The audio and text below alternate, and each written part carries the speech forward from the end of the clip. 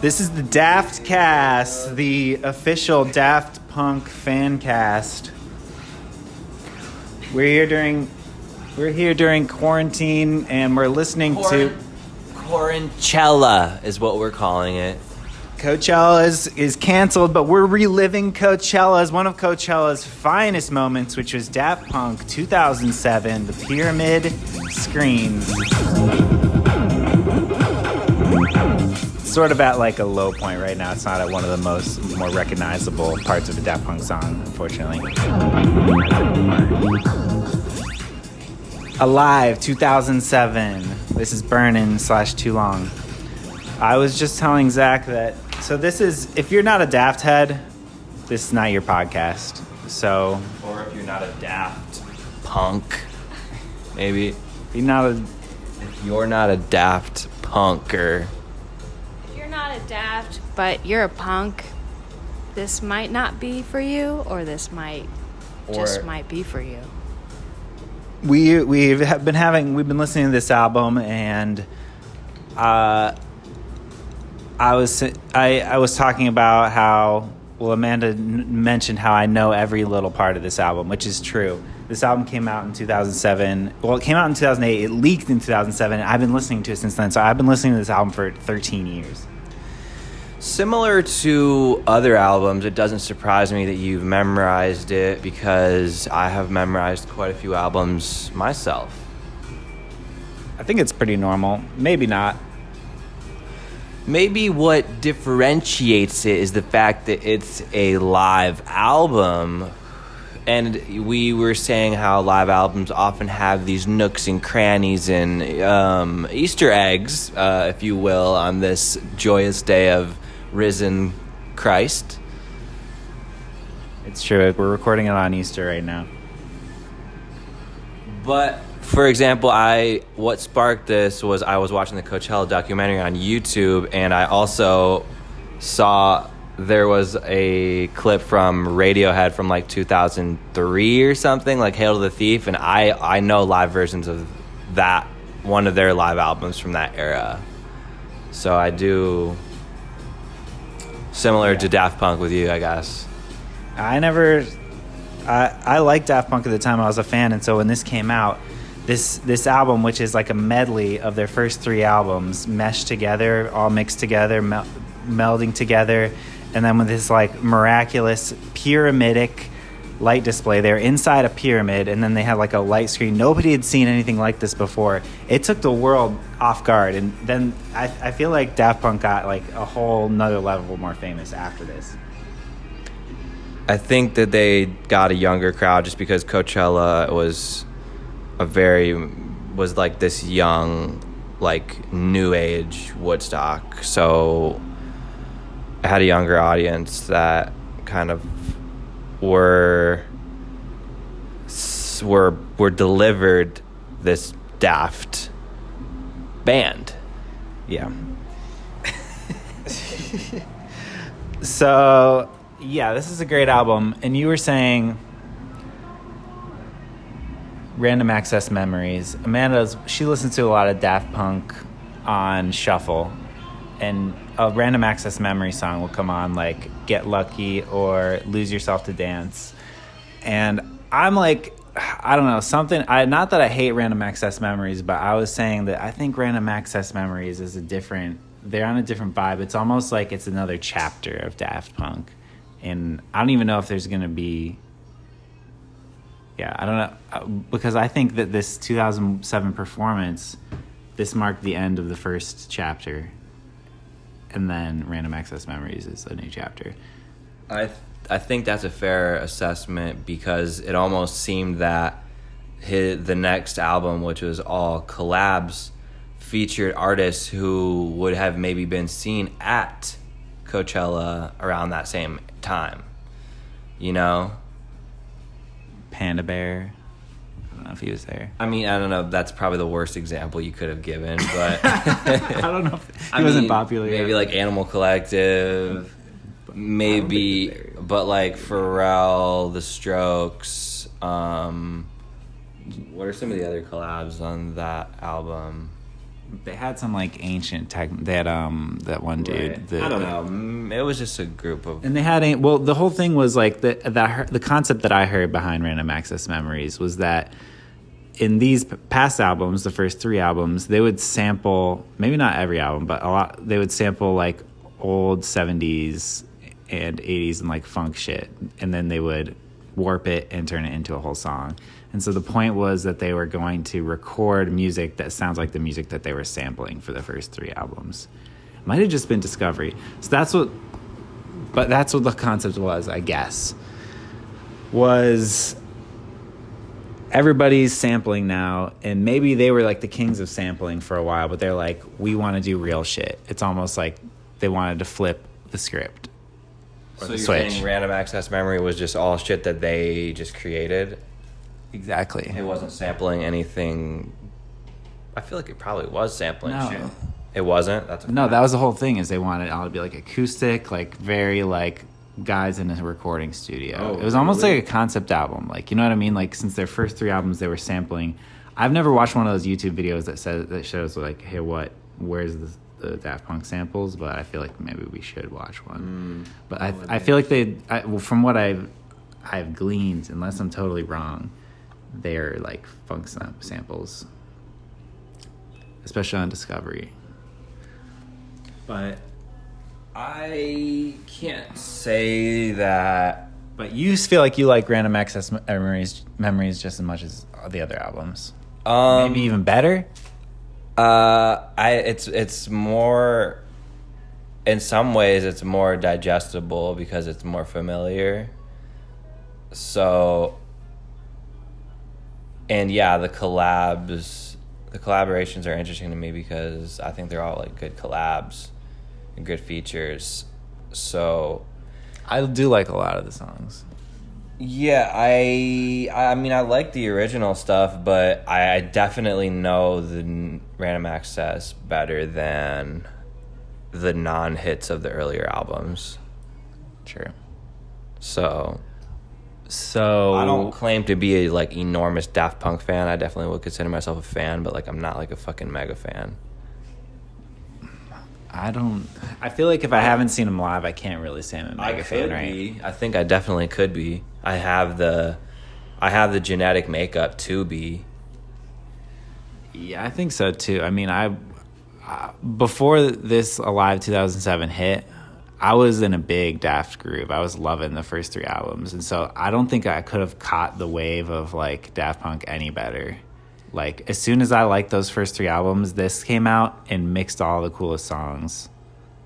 And yeah, so I'd say I'm a big Daft head. Never seen him live though. When you were grooving and moving to these jams at that time, were you singing, like, were you vocalizing like the robot voices? yeah, definitely. If they used them in a song, you know, you sing along. It is funny to sing those songs and try to make like those like electronic noises and different like. Yeah, you want to try this one? Here, go ahead. I think let me hear your harder, better, faster voice. Of this? Yeah. Of like the arpeggiated? Yeah. I've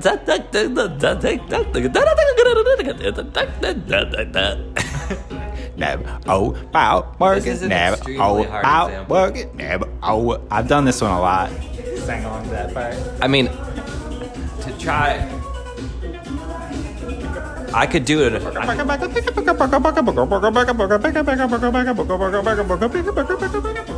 Yeah, I do that.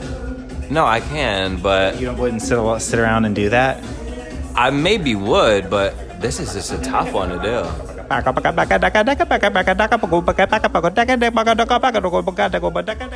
I mean, this is just arpeggio. Like that's not. You don't get arpeggio stuck in your head ever? I do, but that's just an extreme example and very specific example. I'm just talking about the regular studio album, just different robotic like changes and like. I mean, sure, like, yeah, you got the arpeggiated part down. But, like, take another song, for example. Take, like... We were talking about aerodynamic before this. I don't know that. No, you sang it. The one that goes, I don't know. Last night I had that dream about you in this dream. That one's kind of a normal like vocal range. It's kind of I was saying that I think it might be the best Daft Punk song. Because Amanda's been listening to everything on shuffle, and so I'm listening to all of it, and when that song comes on, I'm like, they were doing some weird stuff with that track. You want to review it live now? What year is that? That's from Discovery. I think it's 2001. Let's see here.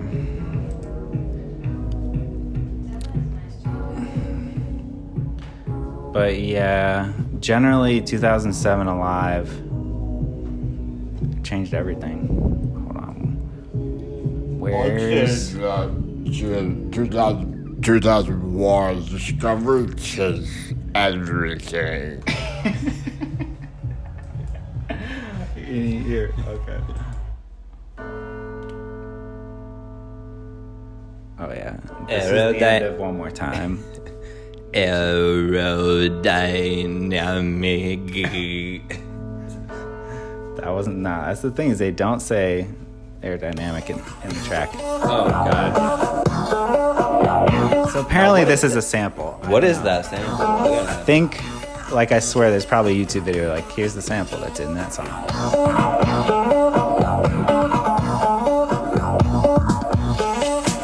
And what I like about this track, oh fuck, dude. Maybe this isn't the song that I was thinking. Sample of six. Maybe I was thinking. Oh, hold on. Maybe I was thinking Digital Love is the best track. Looking back on it. Try that one. That's the one you were singing. That's what I was singing. I flipped up. I'm a super fan, and I don't even know it's my favorite song. Yeah, this is the track. Here's what I like about this track. You hear the tone over top of everything, and then you hear. I like how the song's coming in like really crushed. You know, you only hear like the mediums. And don't adjust your speakers, folks. This song is that thin at the beginning. You know what I mean? What do you say? Is it just crushed into mid-range? It's crushed in the mid-range at the beginning. It's a cool, like, this is 2001, you know what I mean? It's a cool production technique. Because then when it kicks in later, it gets huge, you know? For me, I'm all about the mids. I think those are the mids. You can sing along to this, too. You can sing along to this, and it's the bot voice. This is George Duke's I Love You More. Oh, okay. I feel the shining sun before I knew it. This dream was all gone. I don't know what to do. I found this dream in you. And it's so thin for this whole beginning. Like, this is a minute and a half into the track. It hasn't really kicked in. I don't know what to do. About this dream and you. We'll make this dream come true.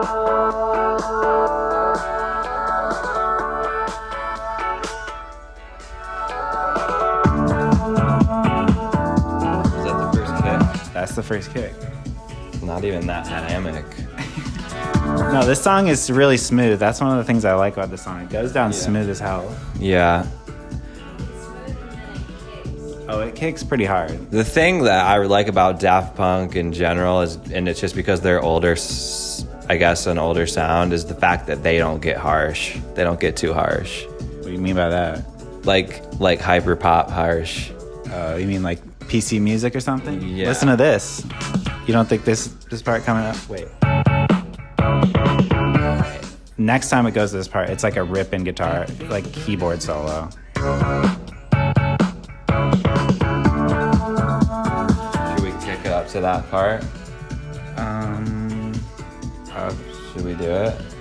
I don't know. Anything else I want to say about that before we get to that? I don't think there's anything else we could say. I mean, Digital Love, third track on Discovery. Oh yeah, it goes to this part. I think it's just got interesting song structure, you know? yeah. It's kind of all over the place. It had a verse a long time ago, and then it's just kind of grooving for a while.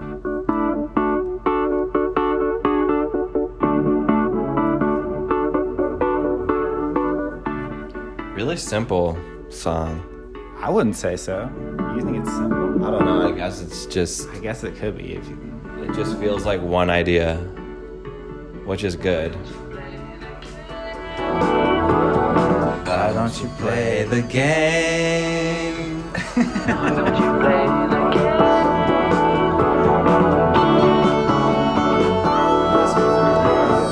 This part's pretty corny.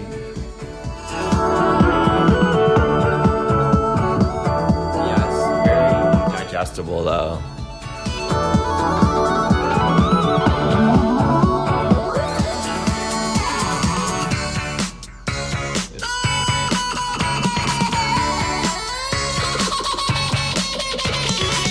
Still mid-range though, in my opinion.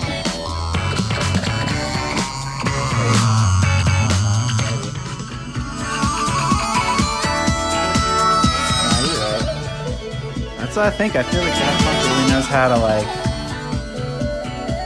You trying to turn it down? Yeah. I feel like they really know how to like control the highs and mids really well. They definitely have a great understanding of the dynamics of the Of the mix. yeah, for sure. So, what do you think? I mean, yeah, we're talking about Daft Punk. I mean, when is the next album? When will we see them again?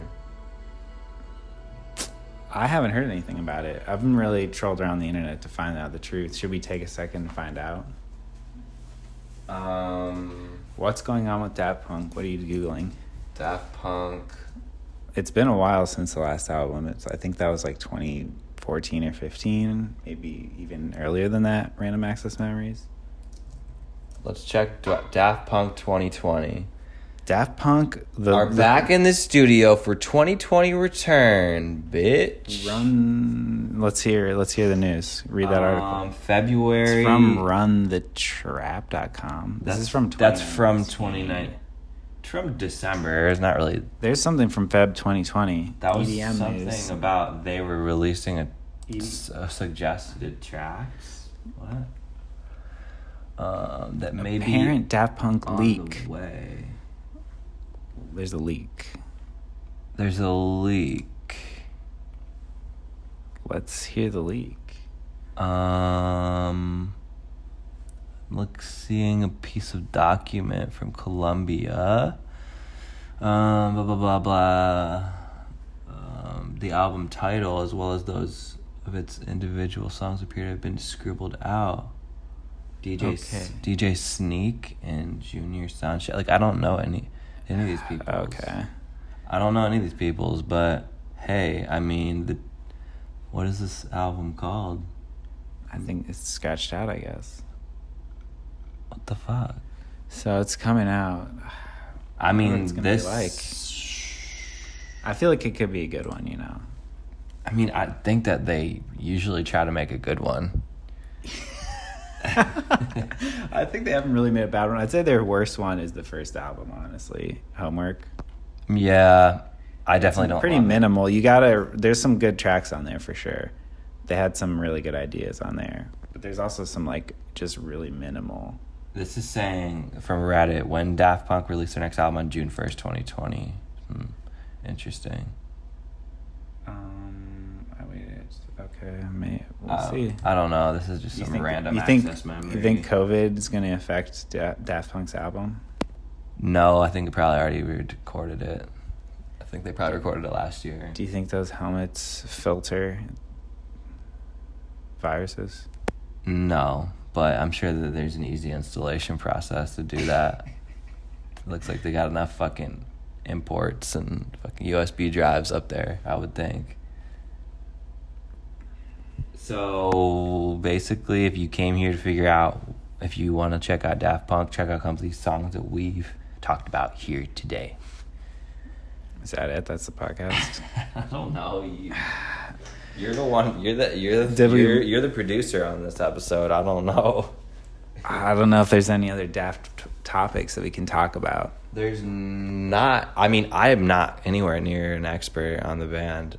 I would call myself. I would say I'm educated, but Did you watch their feature-length film that they made? Electrama? No. So what does that tell you? It's pretty weird and not that good, but I'd say it's worth looking up the highlights of. Would you I feel like I probably showed you the scenes of it. Have you ever seen the scenes? I think I've seen clips of it. It's about them trying to become human. But they can't. But they try to. They go to a laboratory and they slather on a bunch of makeup on top of their helmets to give them giant human heads. That's actually really funny. Yeah, it's pretty funny. So they have these big, human heads that have like these disgusting, exaggerated features. I remember seeing this now, I think. And then they're excited because they're humans for a little bit, but then they get out in the sun and their faces start melting off, and that's dramatic. So they have to be robots again. Damn. And I'll say spoiler alert right now because there's not really a plot, so it's nothing to spoil. It's basically an art movie, but they go to the desert and one guy explodes. He puts a timer on his body and then explodes, and another person lights himself on fire with through the sun with a magnifying glass. They just kill themselves because they can't become human. And it's just their songs in the background, kind of? No, I don't even think they use their songs. I think they use other people's songs. I think it's stuff like the Eagles and something like that. Weird. It's really, they play out entire songs. That actually sounds good, though. It is a little bit good in that way. The whole intro, the whole first 17 minutes is just them driving through the desert in a really cool car and listening to 3 tracks. Damn. Just 3 good songs. Yeah, and then they get to the town and they have they get the surgery or the face transformations, but pretty experimental. They could have cut it down to definitely 25 to 30 minutes, but it was a regular full-length movie. Damn. So who do you think the next Daft Punk is?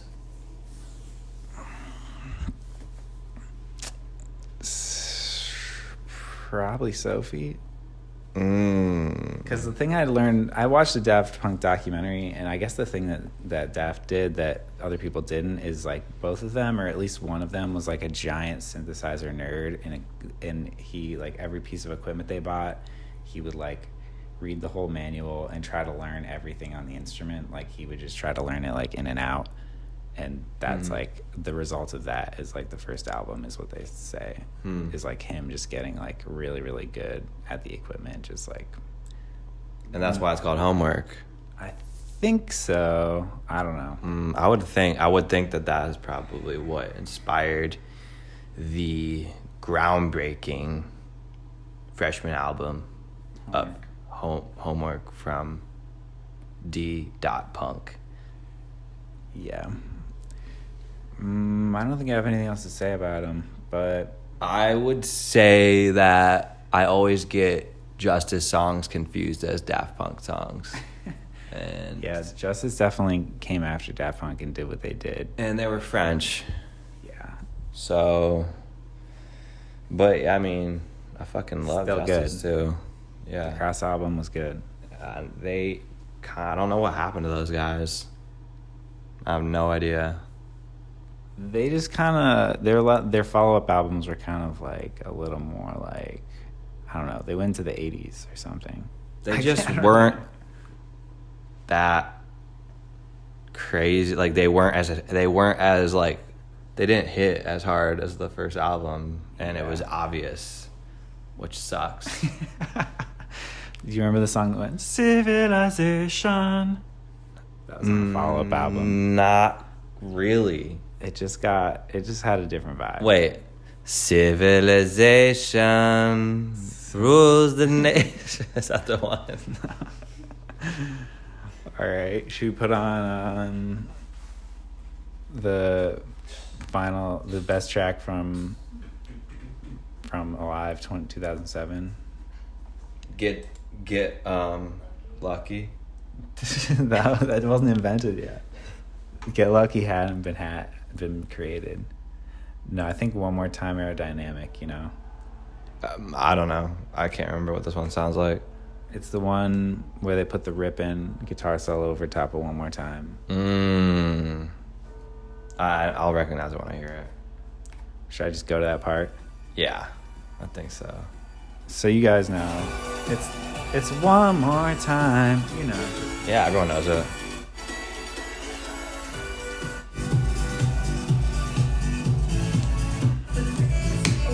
We're just going to the sick part.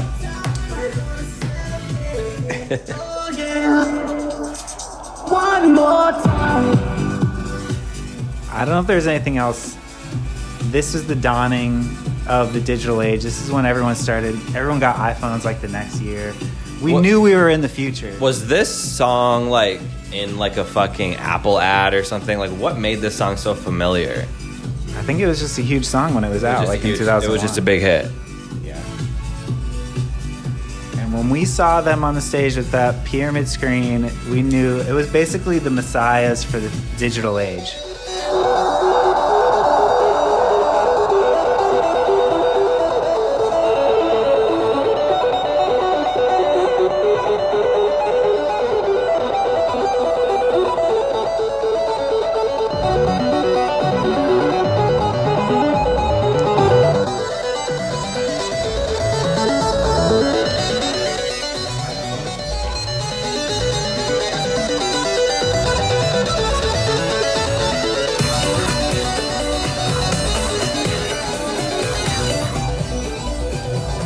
Yeah, so I just think they're just like the symbol for like good tech, you know what I mean? Like technology is here and it's here to take us into like the future that rules. And I hope the future does rule. Yeah, that's it. Anything else you have to say about Daft Punk? No. I'm trying to think if there's anything else in my... If we think of anything, we'll have a follow-up. All right, we'll be back. That's the Daft Cast.